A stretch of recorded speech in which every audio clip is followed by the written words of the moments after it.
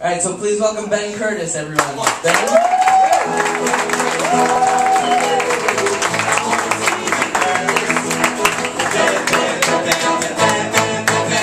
I think I see Ben Curtis. Nice. Thanks, guys. That was awesome.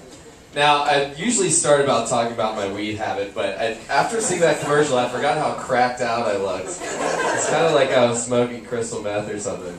And that girl was like 16, so I felt kind of bad doing that commercial because I didn't really know how to like flirt with her and without being, I didn't know if it was illegal or whatnot. Anyway, I've been backstage for an hour like trying to figure out how to smoke this thing, and it turns out it's a flashlight. It's really disappointing. Oh. It works. They were right.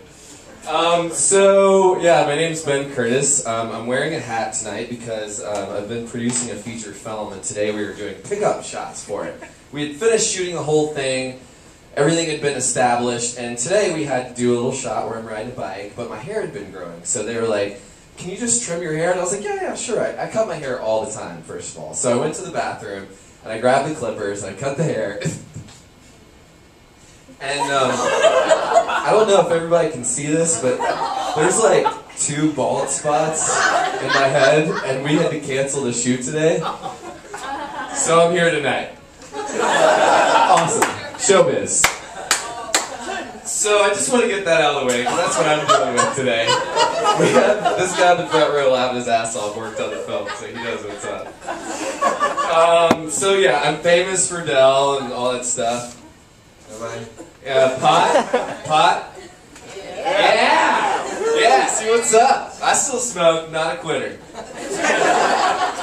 So my rejection, which is I think why we're here, really, there's been quite a few of them, but they really started when I was about 10 years old. I was getting to know the ladies and my sexuality, as we all do through puberty. But I grew up in Tennessee. And my dad was a preacher, and it was a pretty conservative home. My mom was a teacher. And my sister had just come back from Brown University, and she came back, she used to have this long hair, and she was like a National Merit Scholar, and it was all beautiful. She came back with a green mohawk. She's like, I'm a fucking dyke. Deal. So it was a little confusing, so I reached out to my friends at school, and I was like, my sister's gay, I really don't know what to do. And they're like, oh, well, you're a faggot. Which made me feel horrible, because my mom was like, no, real men cry, real men are sensitive, and everybody's like, faggot. So, you know, I got my balls, like, I'm still cool, and then my dad, the big preacher man, he was like a ladies' man. You don't understand. I grew up in an Episcopal church, and my dad was a minister, but ladies, like, really looked up to him. And my dad and I would always talk about the women in the choir who had, like, the worst boob jobs, but, like, how awesome their tits were. And then my fucking dad comes out. Seriously, this is a true story. My dad came out. I was, like, 12 now. And I was like, but you're the ladies' man. You're my... What? So am I next? Like, is that what's up? I'm next. Awesome. And I looked at my mom, and she's like, real men cry. You're not helping, Mom!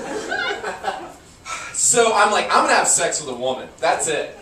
I'm losing my virginity ASAP.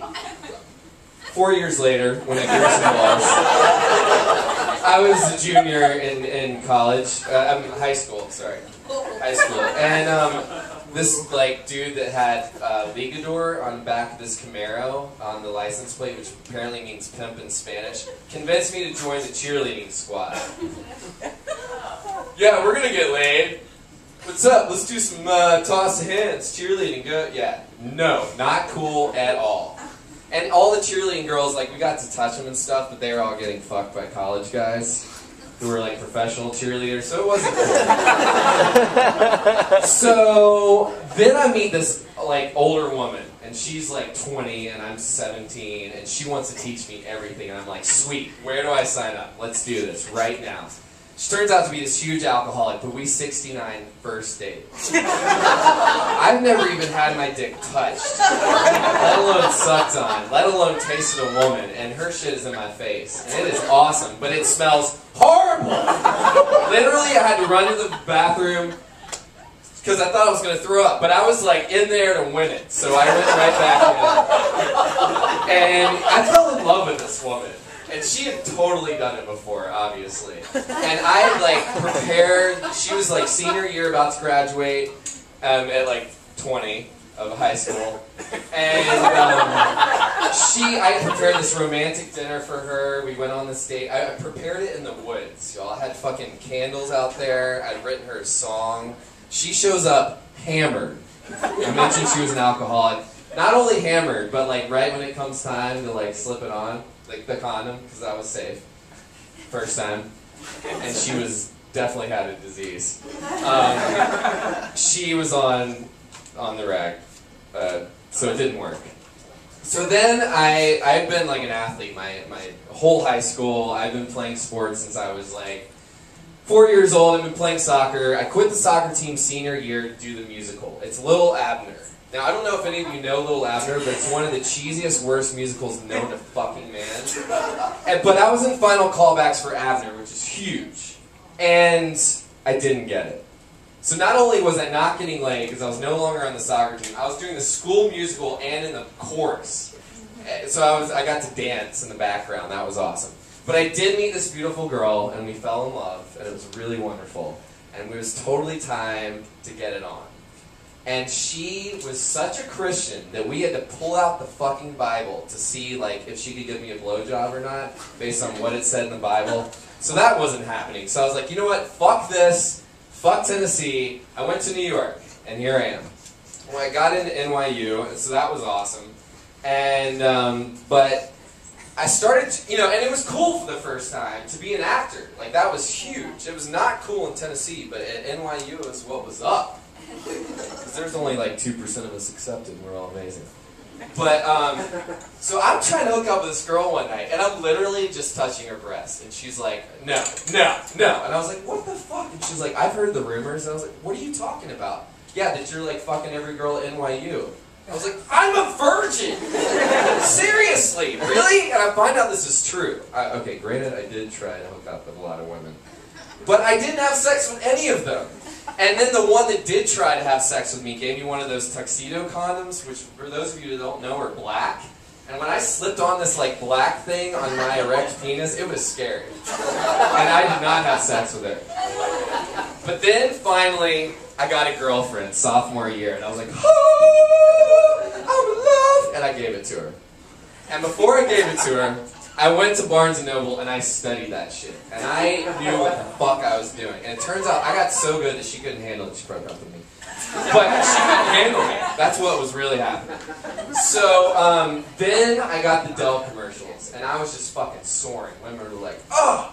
And gay men in between and like 90-year-old mothers were like, oh, yeah. So I'm like doing the Dell thing. Everything is hot and shit. And then, oh, and I had this Scottish girlfriend who I'd met in Edinburgh in Scotland, and she was smoking, and my best friend was dating a Scottish girl, and it was his birthday here in New York, and we'd both bought kilts, and we decided to wear them proper Scottish style, which for those of you that don't know means nothing in between. It was just the drapes, but the kilt, and my nuts.